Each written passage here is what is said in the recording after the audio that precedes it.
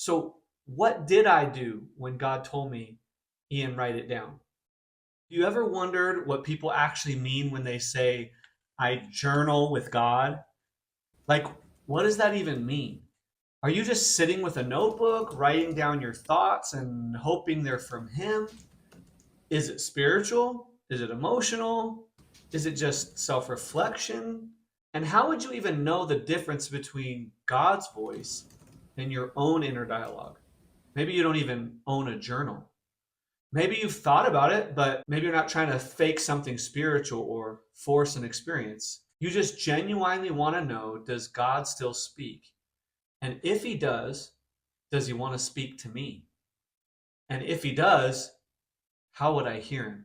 In this video, I'm not going to give you hype. I am going to issue you a challenge though. I'm going to walk you through a simple, personally tested, and continued rhythm I've practiced for nearly 18 years. One that has helped me learn to distinguish His voice from my own thoughts, find clarity in waiting seasons, and grow in real relationship with Him. And I'm going to encourage you to try it and commit to it for 30 days. If you've been curious about journaling with God but unsure where to start, this is for you. So, Ian, what is journaling? Am I just grabbing a book and I'm just writing down what I think I'm hearing, what I think I'm feeling in the moment, or emotions, or, what am I doing? Am I just writing words on the page? How am I distinguishing? Man, maybe these are just my own thoughts. I think a lot of us can relate to that. I know I felt that way many times in my life where I'm just wondering and wishing, God, can you just audibly tell me what to do next? This way that God showed me has not failed me. There's been a lot of waiting time, and there's been a lot of wondering and changing questions and learning to listen. But there have been so many fulfilled promises and times when the Lord has encountered me and told me things that I never would have known. I'm going to go over the steps that I've been following for nearly 18 years and how it's helped me learn to clearly hear His voice in the waiting for the answers. It's given me clear direction in every area of life decision making and has shown me His love and direction and correction over my personal life. So, this is not only a solid way of communicating with God, but it also shows reverence for Him. How, Ian? Because it keeps record of a history with Him.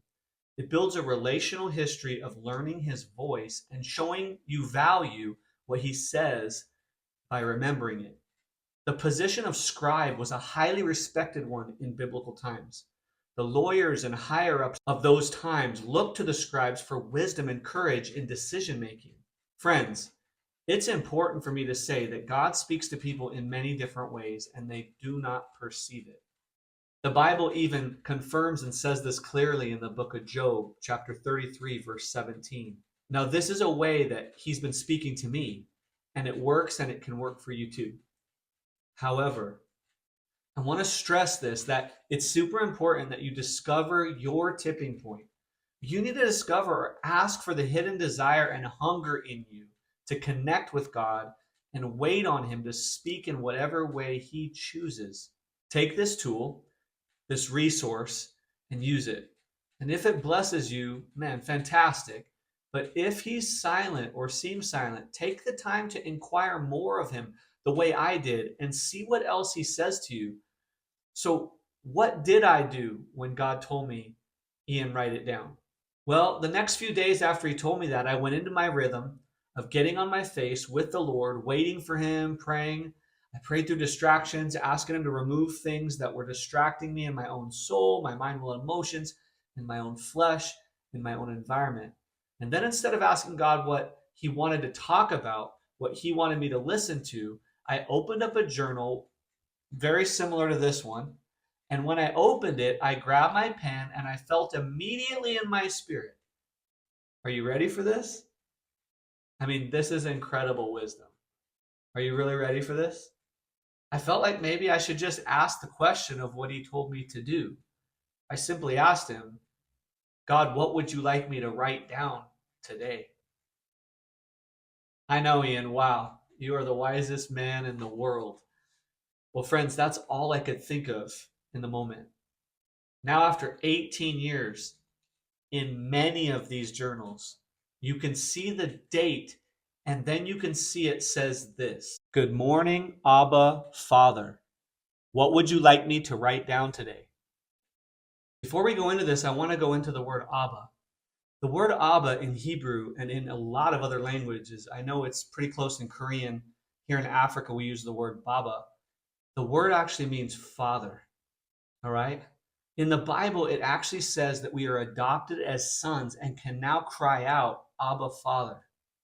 There's a personal connection that we can communicate with God. And not just as honoring of God being God, but that he is also our Father. When Jesus walked on the earth and he would say, the Father is in me and I'm in the Father tells me this and I do it. I only do what the Father says to do. Many of the leaders of that day wanted to kill Jesus because he was using the word Abba. He was saying that he had a personal relationship with God Almighty as if he was his father and as he was making himself likened unto God by being his son. And so I started doing that with God. And it has really helped these times before I ask the question of obedience of asking what he wants me to write down. I'll say, Good morning, Abba Father. And I wait until he answers in some way. If he does not answer, I default back to the months and months that I spent waiting on his presence and trusting him. And then I wait for his peace to come. And if he tells me to get up, he's got nothing to say that day. I get into the word and I study the word of God and I look at his character inside the word. I thank him in prayer and then I do some worship maybe. And then I start my day. I do not presume that he has something for me to write down that day. He told me to write it down, but it's not every day and every word. It's when he wants to speak and when I'm ready to receive because he's a good father. I learned to trust him and his response to me within the repetition of hearing back from him when I would say, Good morning, Father. Good morning, Abba. Just that gratitude of that you put breath in my lungs and I'm awake and meeting with you because of you.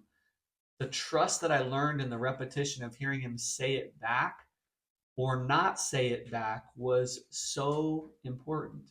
If I heard him say good morning back, I went into the question and I waited for his response. If I didn't, I stayed silent. More often than not, he said something like a phrase, a sentence, something. If it was just greeting me back, which is truly amazing, and it's just like our Father to do. What I'm about to tell you right now is also super important to this process. If he would say something to me, a phrase, a word, a number, a picture, and I would write it down, the very next thing I would do was to ask another question. Now, I learned this from a teacher named John Paul Jackson, who taught me something that has stuck in my spirit from then until today and has really helped me to have a rhythm with the Lord of knowing when it's him. He said this phrase. He said, in every revelation is an invitation to more conversation. I'm going to say that again. In every revelation, there's an invitation to more conversation. In other words, God wants to have a conversation with you. He's not just giving you revelation and having you get up and leave or just go share it with anybody. When he would say something, I would clarify back. He would say something like light. He wanted me to write down light, and I would then clarify, Father, I'm hearing the word light. Is that right? Is that correct? Is that you? Are you saying that to me? You want to talk about light? And I would wait until I felt his peace on it. Remember, we're learning to have a conversation with God Almighty. God the Father again, just like Adam and Eve did in the cool of the day. This is a relationship. Remember that. So how weird would it be if I walked into the house and my wife said to me, Ian, I want to talk to you about something. And I said, great. Hey, babe, what do you want to talk about? And she said, date night. And I said, that's awesome. Yeah. And then I left the house and just didn't say anything. How weird. How weird would that be? That would be so weird. But yet, That's what we do with God many times, friends. Hey, Father, what do you want me to write down today? What do you want me to do? Light. Awesome. And then I leave. I don't ask him any more questions. I shouldn't just go, man, light. That's an amazing topic. I can't believe he spoke to me. And the conversation ends. That shouldn't happen. Every morning before I started journaling, I had a rhythm of prayer that I had learned with God to begin to grow into a position of dependency on his security and his protection and his provision as I prayed. One, I would pray against the environment. Two, maybe against the things that are battling in myself, my own flesh, my own soul, as we've talked about in other videos. My soul and flesh are at war with my spirit according to the word of God. But Psalm 139 is a great blueprint for you to begin with and to start chewing on something that can get you into a position of humility before you go into these times of conversation with God. Let me read it for you here. Search me, O God, and know my heart. Try me and know my thoughts. See if there be any grievous way in me, and lead me in the way everlasting. When you're done putting yourself in a position of humility, confession, repentance even, getting your heart check in place, saying, good morning, Father, and then asking him what he wants you to write down. Then you write and you have a conversation back and forth, and you wait with clarification questions on what he's saying. And there are going to be days when you hear nothing, because God's word doesn't fall to the ground void. He doesn't just speak to speak, but he is a God that speaks. And so it's very important that we ask him questions back. He loves questions so that he can teach us and draw us close to his heart and what he was intentionally trying to tell us in the moment. Friends, if he tells us everything he wants all at once, it's going to overwhelm us because he is God. But if he says something specific like light, and then I say, did I hear light? And he says, yes. And you say, God, what would you like me to know about light? And then he tells you something, the amount of wisdom that you learn from him and the character that he builds in you in that moment is unbelievable. You know, I have so many stories I could share with you about the word light and gold that he shared with me because I'm just not that smart.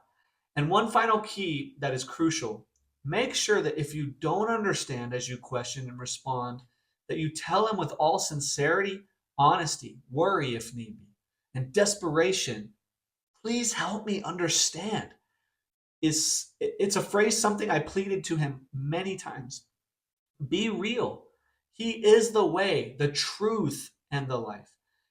It really is that simple. In conclusion, these are the steps that I would take. 1, begin your time with humility and gratitude. Remember Psalm 139 as a blueprint or something similar that can put you into a position of needing and depending on him to protect your mind, will, and emotions and your flesh and from the environment so that nothing that would raise its head up against the knowledge of Christ would be able to hinder you from hearing. The second thing is to address him as God, the King of the universe, and God, your Father. It's important that you address him this way before you inquire of him. And then you're able to wait for him. When you've done all that and you're at peace, he's answered, he's responded, good morning, son. Good morning, daughter. Then ask him this question. Father, what do you want me to write down today? Write in your journal. Then ask clarifying questions to continue the conversation.